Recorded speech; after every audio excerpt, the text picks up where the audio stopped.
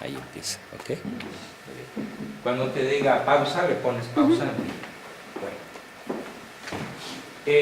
Vamos entonces a darle más fuerza a la temática de nuestros hijos. ¿Sí? Para lo cual vamos a centrarnos en el concepto de liderazgo transformador o liderazgo educador. Y vamos a revisar las tres palabras, qué es liderazgo, qué es transformador y qué es educador. Y el propósito fundamental no es cómo hacer que el otro haga, sino cómo hacer que el otro quiera. Porque, a ver, ¿de qué te sirve que tu esposa esté a tu lado porque tú quieres? ¿O de qué te sirve que tus hijos hagan la tarea porque si no te engrifas? ¿O de qué sirve que tu marido no tome, ¿sí? Porque te tiene miedo de que te vea con el trago, la copa o con los amigos? ¿O de qué sirve que nuestros hijos sean obedientes contra su voluntad? Eso es absurdo. ¿Por qué? Porque se está violando una de las partes más esenciales del ser humano, que es su libre albedrío. Entonces, el enfoque de la sesión es, vamos a encontrar modos estratégicos de hacer que el otro puede ser mi hijo adolescente, mi hijo adulto, mi yerno, mi suegra, mi esposa, mi papá y sobre todo mis hijos pequeños. ¿Cuál es el caso de todos ustedes? Con excepción tal vez de mi querida Lucía, que ya tiene hijos crecidos, trabajos de oír. No quiso venir. Tal vez en la siguiente, pero se bajó aquí por el módulo de vigilancia. Déjalo. Ni le llames, ni lo busques, ni nada. Que se atenga a la consecuencia de su decisión. Y va a ser uno de los temas que vamos a discutir. ¿Y Arturo? ¿No pudo? No le dije porque quería que viniera Pablo. Yo te les dije, vengan los tres. No, es que... ¿Se tuvieron que venido hijos también? Los hijos mayores de 15 pueden asistir a estas sesiones. Sí. Sí. A veces un poquito menores, por ejemplo he tenido chavos de 13 en un grupo de adultos que son un tiro y sirve muchísimo para cuestionar a sus papás y encontrar respuestas válidas, solucionar problemas sobre la marcha, ¿no? En un solo día a veces se han logrado resolver problemas de años. Bueno, pues entonces, ¿cómo hacer que el otro quiera? No cómo hacer que el niño obedezca, o estudie, o sea puntual, o no tenga vicios, o no sea retobón, ¿sí? O no se emborrache, qué sé yo. No. La idea central es cómo lograr que él quiera hacer el bien por convicción propia. Y cuando hablamos del bien, no hablamos de un bien subjetivo, sino de tres tipos de bien. El bien honesto, el bien común y el bien integral. El bien honesto es el que es esencialmente bueno por su propia naturaleza. Ahorita voy a poner algunos ejemplos. El bien común es el que nos compete a todos, que nos involucra a todos. Esto, por favor? Bien honesto es el que es bueno por su propia naturaleza.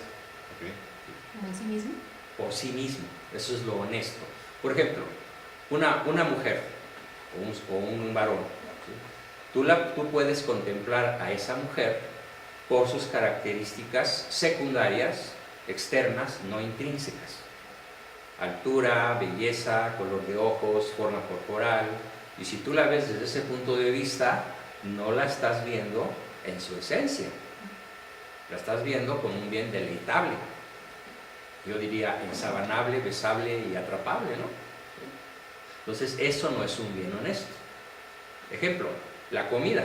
Si tú la ves en cuanto a nutrición, la comida es un bien honesto.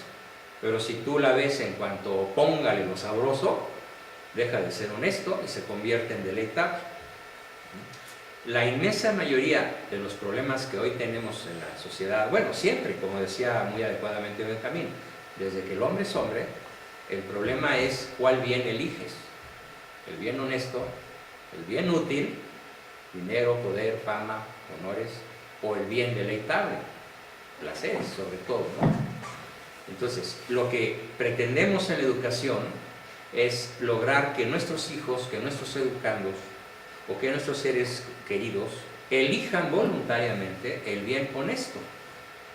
Pero lo planteas como si fueran contrapuestos. No, son partes del mismo ser, pero ahí te va. Cuando tú eliges el bien útil, exclusivamente o principalmente el bien útil, te quedas sin el deleitable. Ejemplo, comida de astronauta. Te mantiene vivo, pero sabe a rayos. O no sabe, porque te la meten por zona. Si tú eliges estrictamente lo deleitable, lo sabroso, pues ¿a dónde va a dar lo sabroso? Pues te eleva el colesterol, te provoca cáncer, te provoca sobrepeso, te provoca euforia momentánea. Por ejemplo, si eliges la droga por la euforia que produce, pues estás escogiendo un bien deleitable, pero no estás escogiendo un bien útil. ¿Sí? Finalmente vas a acabar siendo víctima de tu deleite. Si entonces escoges la marihuana de forma recreativa, estás escogiendo un bien deleitable, pero no estás escogiendo un bien útil. Clarísimo el caso de la hipertensión, que quitan la sal. Exacto. Y es horrible. ¿Cómo lo llaman en nutrición a los 3 venenos blancos? Sal, azúcar y harina refinada. Deliciosas, pero inútiles en función de mantener la vida y la salud. Entonces, pero cuando tú escoges el bien en cuanto honesto, te quedas con todo el paquete.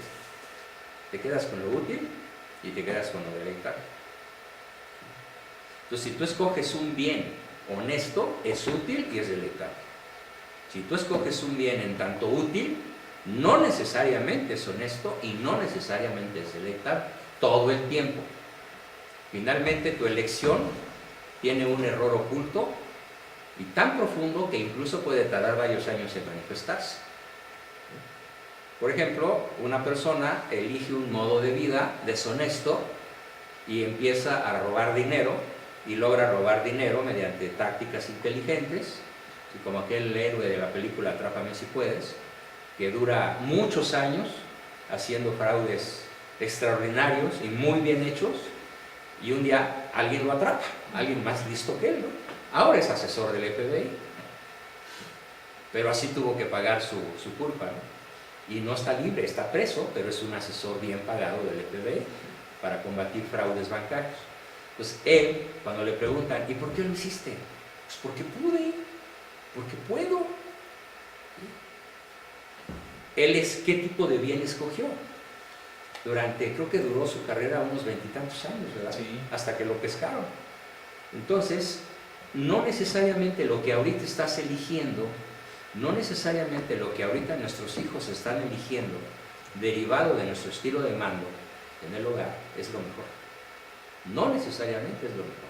Eso hay que revisarlo honestamente. ¿Hacia dónde se están yendo?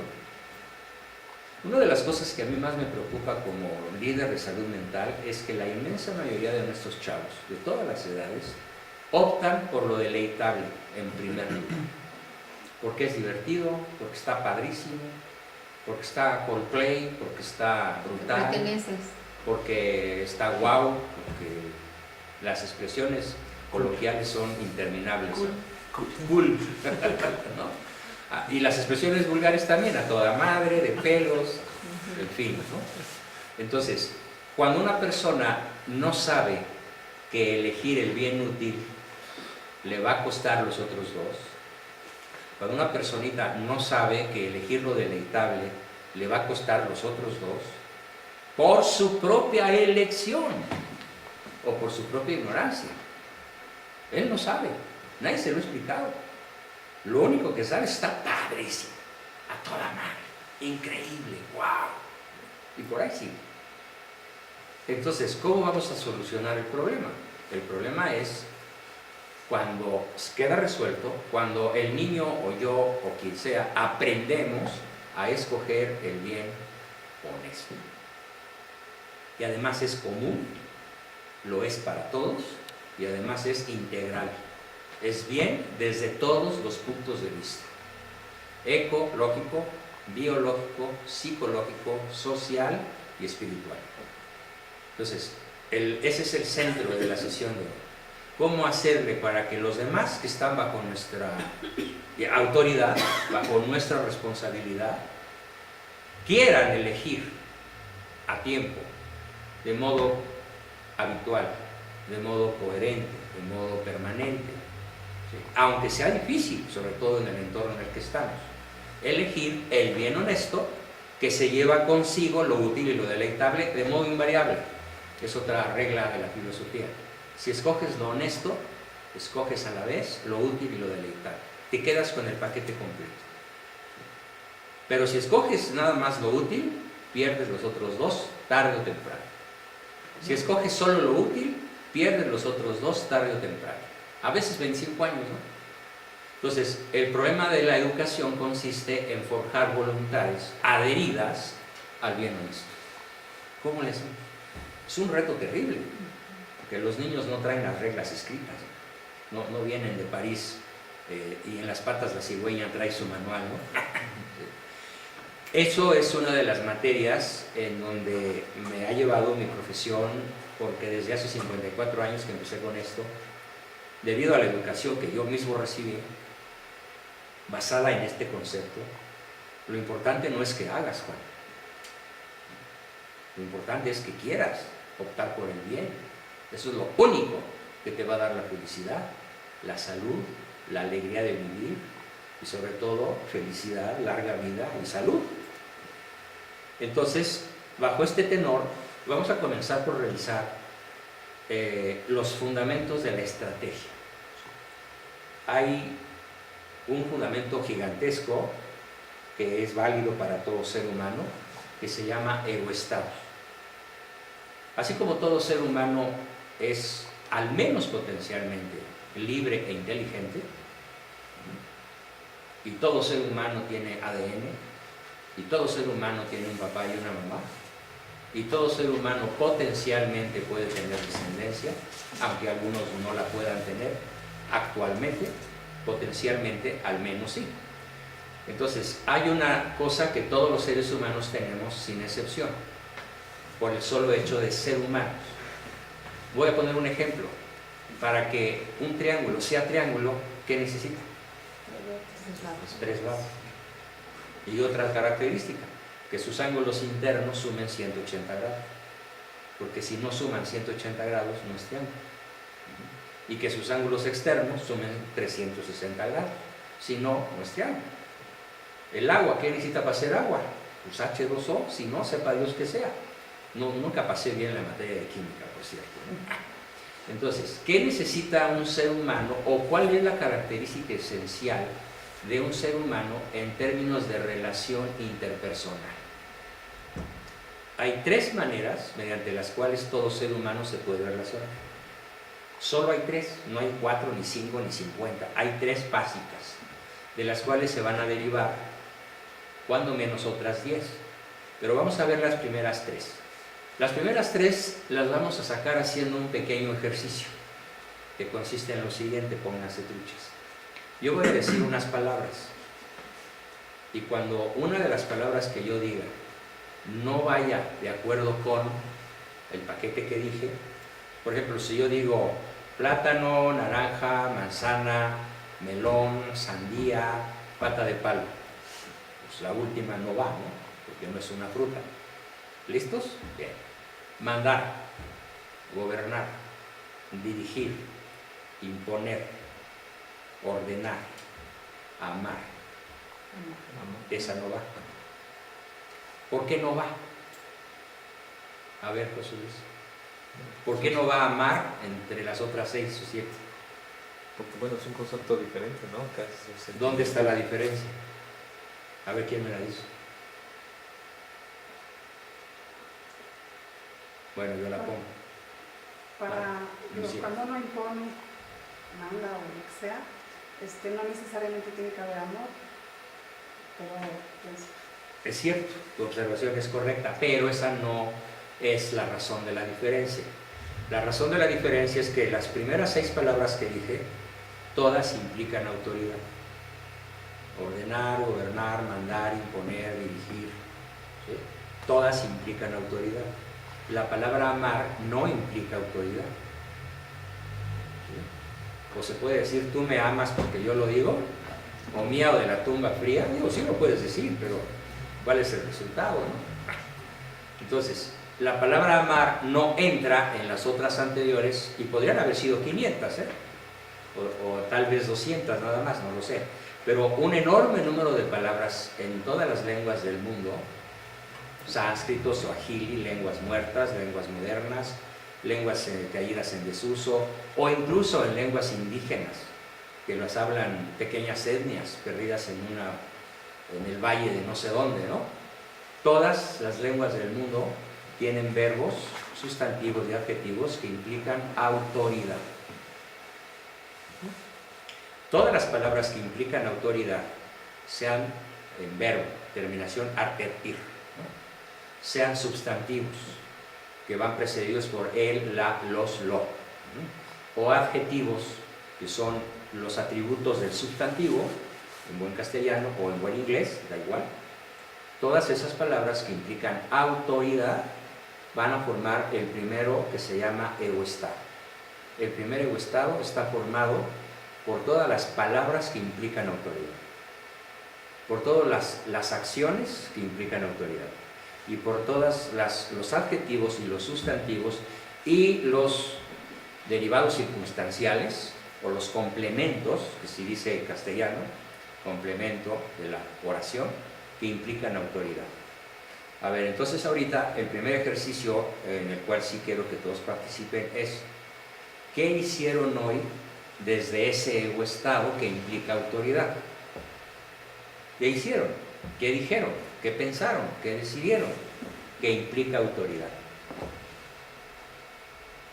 Desde que se levantaron hasta ahorita. Mandar a mi hijo a hacer ciertas cosas, ¿no? ¿Cómo le dijiste? Te pones a hacer esto, ¿no? Sí, y lo haces ahorita. Y lo haces ahorita. Sí. ¿Sí? Correcto. A ver, un ejemplo así como el de José Luis. Te quedas, no te bajes. ¿Lo dijiste? Te vienes conmigo. No, eso no dije. ¿Qué Pero cuando dijiste? me estaban diciendo, por ejemplo, otros comentarios, mi papá es de Guerrero y empezó a decirme, pues vete a Guerrero, es que con razón tu padre esto y aquello y otras cosas, te deja ver, Pablo. Guarda silencio, yo no tengo ninguna necesidad de escuchar insultos aquí. Guarda silencio, es autoridad. No. Es una orden. Si no me vas a respetar, baja. Correcto, es una orden. Implica autoridad. Se cayó. ¿Se cayó? Seguimos hasta acá, pero ya por acá ya empezó con otras cosas y yo le dije, bájate. El problema es que no lograste hacer que quiera. Sí, no. Diste la orden. Baja. A mí no me hables así. ¿Cierto? ¿No? Que para mí, como yo soy, ese es un avance casi de 180 grados. No lo dudo. Te la compro, pero no es la solución. No sé. Qué bueno que viniste, Lucía. Aprecio mucho tu presencia Muchas gracias. y percibo tu estado de ánimo triste, te percibo triste, pero espero que te vayas animando conforme vayamos avanzando y que veas un túnel al final del día de hoy. Has avanzado muchísimo, lo sé, te lo reconozco, pero no te me revientes reata, que es el último jalón. ¿Sale? Sí, sí. A ver, igual que Lucía o José Luis, venís.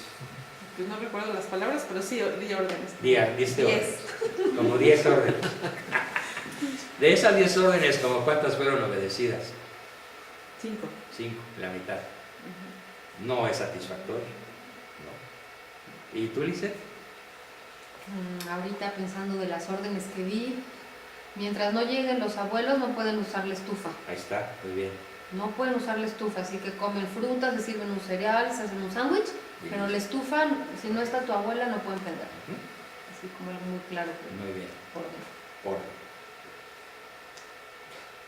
El taxi, llévame a aquí. Es que sí, nada más. Ahorita sí, porque no Ok. estaba mi hija. ¿Y Jazz? ¿Con tus chamacos? ¿De qué órdenes diste hoy? Como 10, pero Como no 10 sé órdenes. si se vayan a cumplir.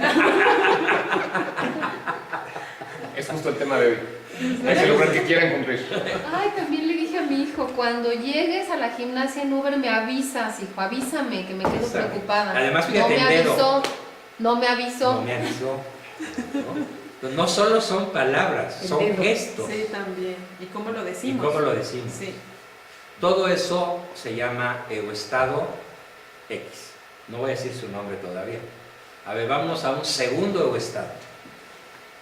Tengo una duda. Sí, Lucía. A mí alguien me comentó, tú eres como que vas muy bien, como cuando vas a dar un golpe y vas con toda la energía, ya cuando vas a dar, suavecito te pegas y ya no haces nada y no logras el objetivo. Así siento ahorita que estaban diciendo las órdenes cuando yo doy, o sea, como que sí me pongo firme a veces, pero no logro que se cumplan por esa parte que... Bueno, resto imagínate un como- puente que a veces aguanta la carga y a veces no. Se cae y se mata. Sí, pero mi duda es, en esta parte que vamos a ver es justo esto, como quitar esa parte Sí, por supuesto. de ponerle vigor hasta el final. Hasta el final. ¿De qué te sirve una autopista de aquí a Acapulco si el último puente está caído? No llegas. No llegas. Correcto. No llegas a la playa, no llegas al hotel, no llegas. Bien. A menos que te vayas a pata o en helicóptero o te rescate una lancha o sepa Dios, ¿no? Pero no llegas en tu auto. Bien. El segundo estado. Vamos a hacer el mismo ejercicio. Yo digo una lista de palabras y a la primera que brinque, que no vaya con, levanta la mano a alguien o dice esa. La segunda lista empieza por el verbo amar. Pensar, ponderar, analizar, intuir, imaginar, gritar. No la captaron. Gritar no va con todas las demás. ¿Por qué? ¿Por qué gritar no va con todas las demás 8 que dije al principio? Porque gritar es como imponerte, como es algo egoísta que tú necesitas hacer, y lo otro es como compartir, como tener un diálogo, como de un lado y del otro. La razón es cierto, a ver Lucía. Pero porque gritar me da la sensación de que es justo donde no pienso, no hay nada. Exactamente. Y con eso Si como- gritas, no piensas, no analizas, no ponderas, No amas. no inteligencias, No, no amas, no eliges. De hecho, ahí, cuando empieces con la palabra amar, todas las demás palabras, hasta antes de gritar, requerían de un proceso intelectual. Correcto. Amar no. Sí. ¿Amar es absolutamente intelectual o no es amor? Es de la voluntad. Depende cómo defines No. amar. Exacto, de la- Amar eros, no piensas. Amar eros, amor eros es solamente hormona, Deleitable. deleitable. El amor erótico es un amor, entre comillas, concedamos el término, aunque estrictamente es erotismo, no es amor.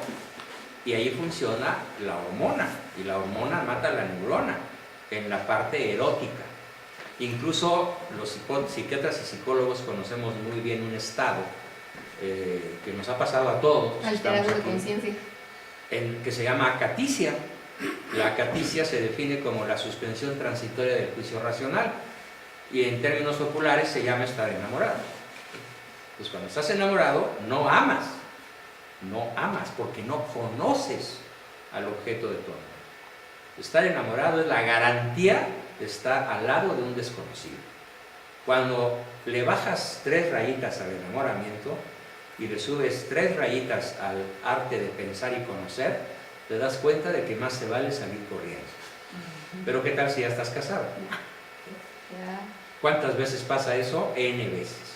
Entonces, la palabra amor en su cuarta dimensión implica necesariamente conocimiento, porque nadie ama lo que no conoce.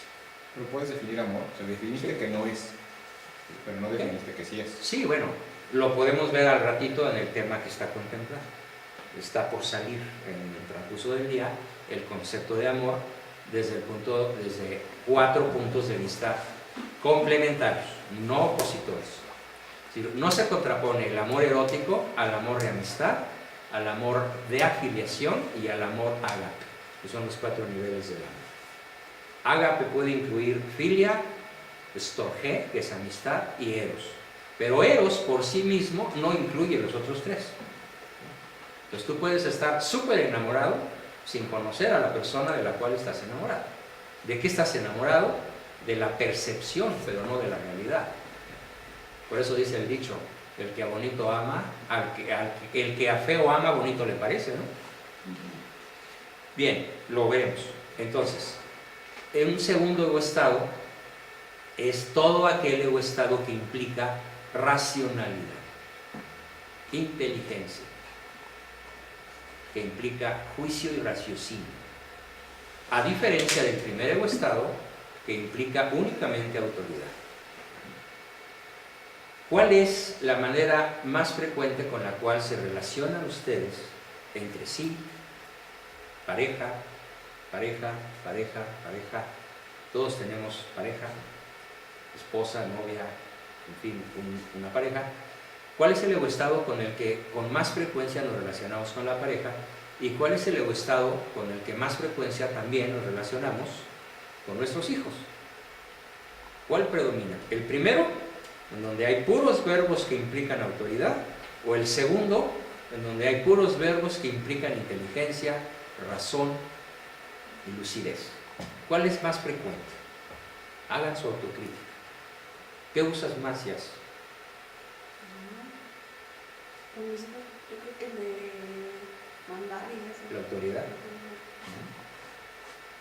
Obvio. También. 50 y 50. 50-50. Bueno, por ahorita te la compro. José Luis, igual. Sí, yo creo que también. ¿Sí? Mientras más han crecido mis hijos, más ocupo el de convencerlos. Me doy cuenta que mientras más chiquitos eran, más mandaban. Ok. Y ahora que ya tenemos un hijo de 13 años, ya tengo tiempo como ocupándome más. De razonar. Ajá, también Ok. con mi hija de 11, con todos ya. Ahorita Sí. ya tenemos tiempo tratando de De- ponderar, razonar, explicar, convencer. Bien. Sí. Cuando terminamos las cachetadas, después buscamos qué razón. O sea, todavía están a 50-50. Ahí va. Ahí va. Pues creo que mi problema fue que casi siempre me enfoqué en el segundo. O voy un poco más inclinada al segundo. No. Al primero. Nunca usaste el segundo. Pues es que realmente nunca ejercí la autoridad. Pero hubo un tercero que sí usaste.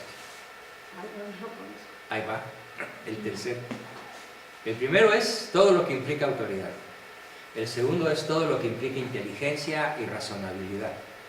Y el tercero es, a ver, gritar, enamorarse, entusiasmarse, deprimirse, enfurecerse, preocuparse, mandar al diablo todo, chillar, Muy impulsivo, como desde aquí. pensar. Ese no va. No. ¿Cuántas emociones hay? Uf. Las básicas son miedo, ira, tristeza y alegría. De ahí se derivan, vamos a ver un cuadro de emociones, se derivan infinidad de emociones, más de 100 con diferentes palabras. Ternura, delicadeza, emoción, encanto, etcétera, ¿no? Iracundia, enojo ligero. Entre la iracundia gigantesca y el enojo ligero, pues hay toda una gama de emociones, ¿no? Entre la depresión endógena profunda y una tristeza manejable, hay también un enorme abanico de posibilidades.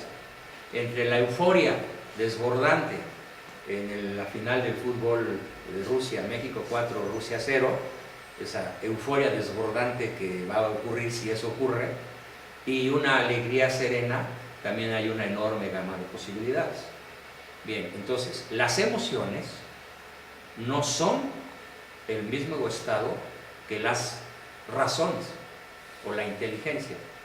Y las emociones y las razones no forman el mismo estado que forman la autoridad o las actitudes de autoridad. Así ya tenemos los tres egoestados básicos. Debo hacer honor a quien honor merece. Esta es una categorización que analiza por primera vez en la historia un médico psiquiatra canadiense de origen judío, posteriormente convertido al cristianismo, que se llamó Eric Berne, considerado el psiquiatra más influyente en la historia de la psiquiatría del siglo XX. Ese es su galardón y por eso lo menciono. Pocas, vamos a decir que ninguna persona influyó en el mundo de la psiquiatría y la filosofía, la psicología, como influyó Eric Berne al sistematizar lo que en su momento se llamó análisis transaccional. Después se han cambiado los nombres, se ha perfeccionado la teoría, se ha profundizado, y yo siempre he dicho que un enano, como puedo ser yo, parado en los hombros de un gigante, pues puedo ver más lejos que el gigante. Me fundamento en un descubrimiento categorizado por Eric Verne, que se llama teoría de los ego-estados o estados del yo. La genialidad de esto, como lo vamos a ver a lo largo del día, es que nuestras conductas pueden ser predecidas en sus resultados. Si tú haces A, ocurre Z. Si tú usas P, sucede R.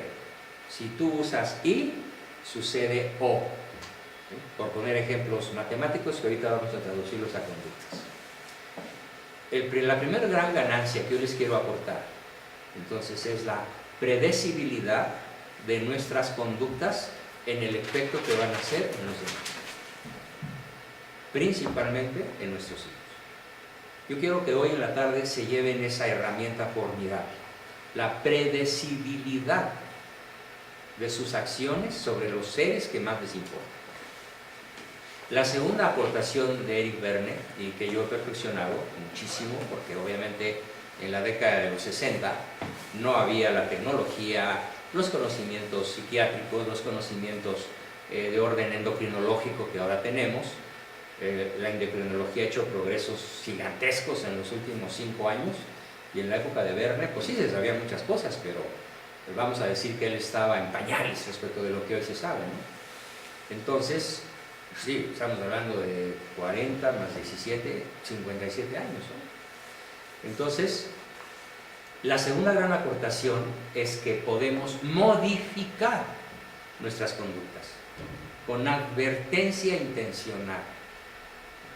No necesitamos, y esto es una genial aportación de Verne, no necesitamos tirarnos en un diván durante los próximos 10 años y pagarle al psicoanalista $200 por sesión para que al final el único cambio que sucedió es que ya no nos importe nada, ¿no? Hay muchos chistes sobre este tema.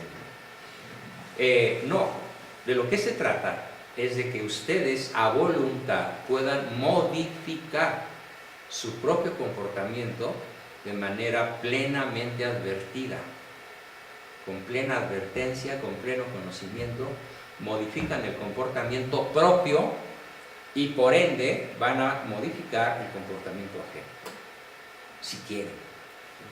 No depende de su terapeuta, depende de ustedes. Cuando yo entrego esta herramienta, hago énfasis en que el que cura no soy yo, el que cura es mi paciente, son ustedes. Entonces, primero, nos podemos dar cuenta. Segundo, podemos modificar. Tercero, podemos hacer un aprendizaje sistémico, un aprendizaje sistemático, que nos lleve a lograr objetivos muy difíciles de lograr en este momento. Podemos lograr modificar tanto nuestra conducta como la ajena si entendemos lo esencial que mueve estos mecanismos de la conducta humana a escala universal. Es aplicable en cualquier época histórica, en cualquier raza, lengua, religión o cultura. No hay barreras para eso. Bien, entonces es así como hice la introducción de lo que son, lo que vamos a conocer con el nombre de ego-estados, y les vamos a poner un nombre. ¿Qué nombre le pondríamos al primer ego-estado? ¿Al ego-estado qué? Autoritario. Autoritario. ¿Al segundo? Racional, ¿Y al tercero? emocional. Muy bien. Ahora, Eric Verne escogió 3 palabras del orden popular y yo las he conservado porque las considero insuperables. Aquí están: padre, adulto y niño. El padre, el adulto y el niño. El padre le fascina, su verbo favorito, ¿cuál es? Mandar. Todo lo que implique mando. Imagínense cuántas palabras hay en los idiomas de la tierra que impliquen mando o autoridad. Miles. El segundo estado es el adulto, que implica razonar, pensar. ¿Cuántas palabras, verbos, sustantivos, adjetivos que implican razonabilidad existen? Innumerables, igual que las anteriores, ¿no? Y el tercer estado es el niño, que implica sentir, emoción, pasión, sentimiento. ¿Cuántas emociones hay? Ya dije que las básicas son 5, pero los derivados son innumerables. Entonces, padre, adulto, niño. Ahora, definamos padre. ¿Puedo regresar un poquito en algo? ¿Sí? Cuando estaba estudiando el tercer estado, escribiste 5 emociones básicas. Sí. Solo pude anotar 3, miedo, ira y amor. Ahí te va. Miedo, tristeza, alegría, ira y ternura.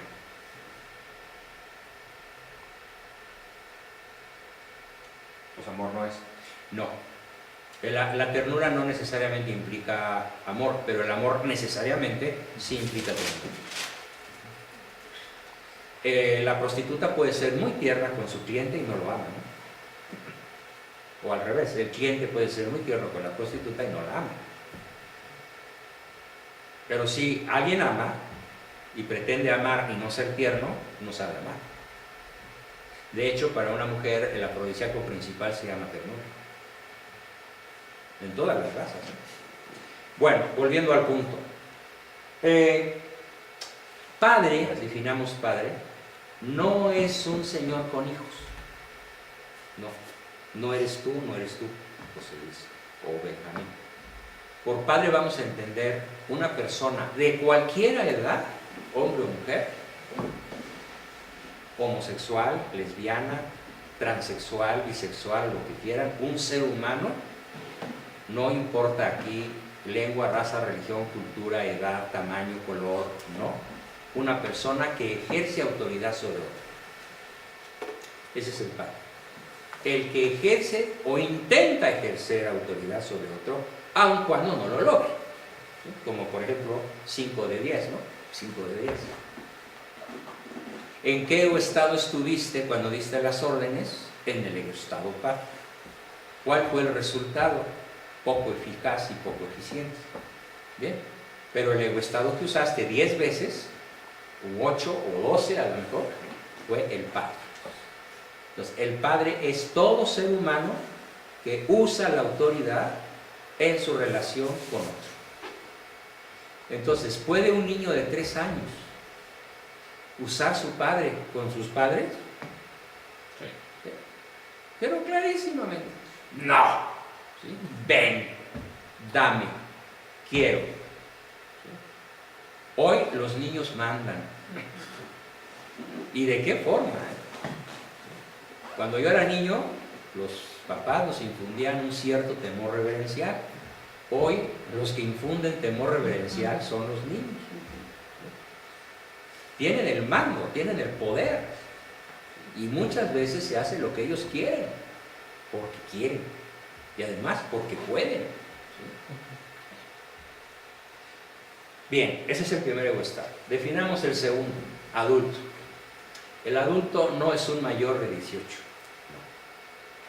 El adulto es todo ser humano, sin importar su edad, su sexo, su estatus social, su lo que sea, que usa la inteligencia para resolver un problema propio de su estatus o de sus circunstancias. Entonces, un niño de 6 meses que se lleva la taza a la boca sin derramarla, ¿en qué estado está? En su adulto. A ver si después les enseño un video de mi nieta, la más pequeña, que como una campeona olímpica se pone de pie solita y alza los 2 brazos con una sensación de triunfo, que bueno, se ha vuelto el video viral de la familia, ¿no? Una niña de 10 meses que hace un acto adulto, ponerse de pie solita, sin la ayuda de su mamá. Es más, le quita la mano a su mamá y ella sola se pone de pie y levanta los bracitos como diciendo, vean qué fregona soy, ¿no? Es un acto adulto, es un acto inteligente, sobre todo es un acto autónomo. Ella lo decide. Bien, ese es el adulto. Y luego tenemos que niño no es un menor de edad. ¿Quién es un niño? ¿Quién está en su estado niño? Todo ser humano, sin importar características secundarias, que está sujeto a alguna emoción, cualquiera. Alegría, tristeza, ira, temor, depresión, euforia, ternura, delicadeza, enojo, furia, coraje, niño atravesado, resentimiento, lo que quieran. Toda persona de cualquier edad que está sometida o sujeta en sus decisiones a una emoción está en su niño. También toda persona que está sometida a sus necesidades. Tiene sed, o se le antoja un cigarro, o tiene hambre y está el pan ahí en la mesa y todavía no llega el platillo principal. ¿Quién se come el pan? El niño. Y cuando llega el plato principal, pues ya no tiene tanta hambre, ¿no? Y echó a perder su apetito. Pero el niño tragón no se pudo aguantar, ¿no? O está la botella de licor y se echa un trago, qué rico. Y como le sabe rico, pues se va por el segundo. ¿Quién se emborrachó? Pues el niño. ¿Qué hubiera hecho el adulto? Hasta aquí. ¿Sí? ¿Qué hubiera hecho el padre? Te quita la botella, ¿no? O te regaña porque estás tomando. Bien, ¿quedó claro? Son los tres egoestados. Ahora bien, la causa final, hay que aclarar la palabra, la expresión causa final. Causa final es aquello para lo cual existe un ser, un objeto, una persona, un ente. Por ejemplo, la causa final de un recipiente pues, es contener algo, ¿no? O sea líquido, en polvo o sólido. Un contenedor tiene como causa final contener una sustancia. ¿Cuál es la causa final del Padre? La causa final del Padre es educar. Educar. Su causa final, la educación, ejercer la educación, ejercer el mando, ejercer la autoridad, pero sobre todo educar. Por ejemplo, hay países que han logrado un nivel de educación, un nivel de civilidad, por así decirlo, que en México estamos a siglos de lograr, hablando de cómo se comporta la gente en la calle. Si comparamos Suecia con México, O Canadá y o México. Canadá, ¿sí? O el mismo Chile, tal vez incluso el mismo Argentina, la misma Argentina, si la comparamos con México, son países extraordinariamente educados en comparación al nuestro. Y el gobierno ha tenido claros propósitos educativos en cuanto a la civilidad y la convivencia de los ciudadanos. O por ejemplo, cómo se comporta un mexicano en Estados Unidos cuando cruza la frontera. Pues no tira basura y no se pasa a los altos, ni ofrece mordidas. ¿Por qué? Porque sabe que es cárcel, ¿no? O unas multas estratosféricas, ¿no? Entonces, la causa final del egoestado padre es educar. No estoy diciendo que tenga éxito en la educación.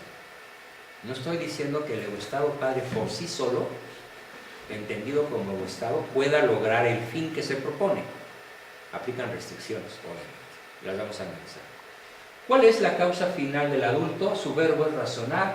Su causa final es la verdad. ¿Perdón? Sobre Sí. la de padre. Sí, Entonces, empezamos por escribir la de padre con el uso de la autoridad. sí. Y efectivamente la autoridad en ocasiones está enfocada hacia la educación, Sí. pero en muchas ocasiones no. ¿Qué pasa cuando se usa la autoridad para fines egoístas? Correcto. Hablamos de un padre niño. Estos tres egoestados se van a combinar. Te estás adelantando por tu alto perfil intelectual, que te reconozco. Te estás intuyendo que no hay egoestados puros. Puede darse el caso de un padre niño. No ejerce el poder por el poder, ejerce el poder por la emoción, por el capricho. Es Nerón, ¿sí? Es Hitler, es Peña, ¿no? Etcétera. Sobran los nombres, ¿no? De hecho, la política sería un ejemplo muy claro del uso Del poder con la emoción, para fines egoístas. Me toca, quiero, lo necesito, me gusta, me vale un gorro, el otro, etcétera, ¿no? Sí, muy bien captado. Pero ahorita vamos a ver un cuadro de cómo se combinan los tres entre sí y da origen a un análisis de segundo grado. Incluso se puede llegar a un sexto grado de combinaciones, lo cual ya es millones de posibilidades, ¿no? Bueno, volviendo a lo que estábamos, aquí hay una palabreja nueva para todos, exteropsíquico. ¿Qué significa exteropsíquico? que manifiesta por fuera, extero, se manifiesta. Por ahí va. Significa que el Padre es un estado que vino de afuera. Todos nosotros aprendimos a ser padres por factores externos a nosotros. A ver, ¿a quién no le pasó que cuando ya pensó en tener hijos, dijo, yo nunca voy a hacer esto? Y lo primero que hiciste fue justamente lo que dijiste que nunca ibas a hacer. Nunca les voy a pegar, sopas. Nunca les voy a gritar, diablos. ¿De dónde vino ese factor? Pues el aprendizaje, que El así aprendizaje viviste tú y no tienes otra externo. manera. Del aprendizaje que llamamos factor exteropsíquico. Entonces, en la exteropsiquia de una persona, imagínate cuántas cosas hay. Raza, lengua, religión, cultura, mitos, paradigmas, creencias, religiones, prohibiciones, normas de urbanidad, leyes, usos y costumbres, tradiciones. Por ejemplo, ¿desde qué estado comete el atentado el terrorista de Nueva York que mata a 8 ciclistas? Pues desde su exteropsiquismo. O sea, fue educado para matar.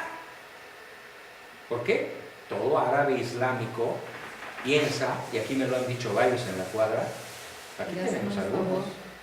¿sí? Que dicen, en el Islam no hay civiles, todos somos soldados. ¿Y eso desde cuándo viene en ese grupo étnico? Pues desde Mahoma, años 690 y tantos, o 600 y cacho, ¿no? Existe la posibilidad metafísica de que este factor exteropsíquico tan poderoso, tan imperativo, sea modificado. Sí, sí puede. Al grado de que solo en el año 1996, 90,000 mujeres argelinas fueron asesinadas por sus propios parientes por pretender occidentalizarse. Y frenaron la occidentalización desde el gobierno de Argelia. Ya, frenaron la falda, frenaron el traje de baño, frenaron el no andar con la cabeza cubierta, ¿sí? Porque empezaron a darse cuenta de que estaban perdiendo la autoridad, el poder sobre la nación argelina. En cambio, en Turquía, el proceso de occidentalización está siendo atizado por las mismas autoridades. ¿Por qué? Porque el fundador de la Turquía actual fue una persona de raza turca, de religión islámica, pero educado en Londres, ¿no?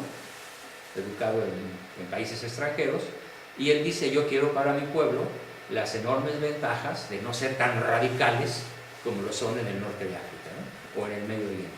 Turquía es una isla, en este sentido, en el mundo árabe. Por eso incluso está en la OTAN y pertenece a la Unión Europea, etc., ¿no? Entonces, ese es el factor exteropsíquico. Aquí la gran pregunta que nos vamos a hacer es, ¿qué nos toca modificar a nosotros respecto de nuestros hijos que les aprendimos a nuestros padres y que ya no procede utilizar? ¿Por qué no procede? Porque por darle al violín le estamos dando al violón, porque nos están saliendo las cosas al revés. No proceden infinidad de cosas que hoy hacemos que les aprendimos a nuestros padres. Por ejemplo, infundir temor a través de la religión. Dios se va a enojar, te vas a condenar. No procede, no es una manera de hacer que nuestros hijos quieran.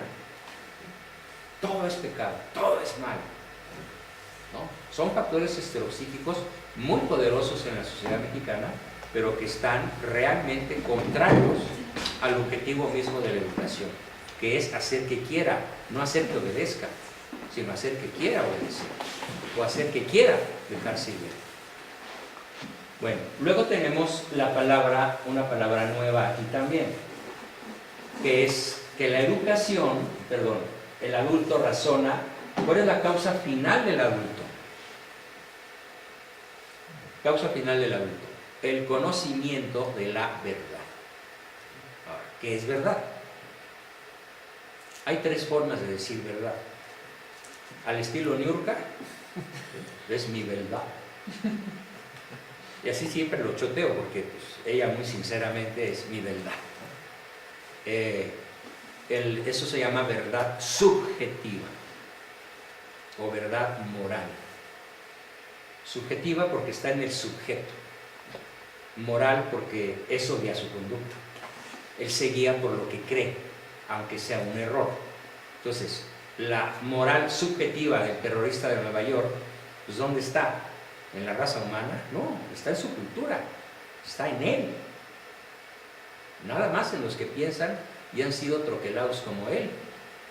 Pero obviamente no está en los 5 ciclistas argentinos que asesinó, ¿verdad?